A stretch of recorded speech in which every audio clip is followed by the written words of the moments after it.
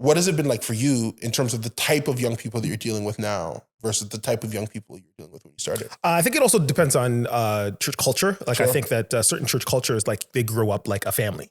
Some young people have been there, since they were born. They were christened or they were dedicated there, and they've gone through Sunday school and, all these little VBSs and venture camps and things like that. And then coming to youth. And then there's also just a culture of individuals who just, their parents are come to faith in Jesus. And so now you're kind of being adapted into this new culture. So learning that. But then also I think that culture itself has changed and evolved. Yeah. Everything from just the evolution of the internet and social media, music. I think morality, even just in culture and media, has been completely different. There was a day and age in the, and this is not even dating far back, like the 90s. Do you remember ever hearing a curse word in a commercial?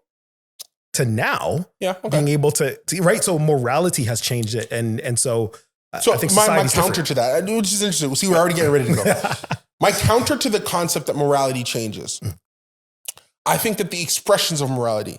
Okay, I'll take that. Expression of morality. Because I always have a hard time explaining. If people say that now, it's ridiculous. Yeah, that's not people true. always have a hard time explaining to me how they came up with Woodstock. Right. That's a bunch of people said, hey man, why don't we go to this guy's farm in the middle of nowhere with a bunch of drugs, a bunch of guys, let's just see what happens. Yeah. That was in, what's Woodstock, the 70s? Am I right about Woodstock in the 70s? 70s, yeah. So man, dude, come on, expressions. The expressions of morality change. But I agree with you that those expressions, though they were powerful, because I did want people, like, okay,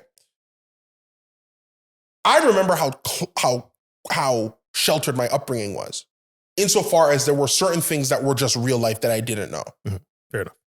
And I did have the family structure. It was fine, but it is helpful to help a child understand this world might not be as idyllic as this home is, or as this church is, or as wherever this place is. Facts. Because what I didn't have a sensitivity for when I was younger that I do now is that there are some kids in my class that were not kids anymore. Because when you give a child an adult problem, it's over. You can't put them back. That's right. And there were some kids, they didn't have the benefit of the kid life that I had. They were living adult lives. And I don't know how much burden or whatever, but I do think that there is an argument to be made that, yeah, sure, your 7-year-old might be sheltered, but if you're sending him to public school or even private school, you got to equip them to still be a friend, a counselor, a buddy to the 7-year-old in their class that's a grown man today. And instead, I think what happened is it put us apart. Right. Because the 7-year-old who's not a kid anymore looks at me and says, maybe compassionately, nah, he doesn't know, I'm gonna save it. Like a lot of dudes say, oh, Trivelle, I don't know nothing, all the time. Did it too. And they did that level of protection. And that's great. I'm thankful to them almost because it helped me preserve me being me.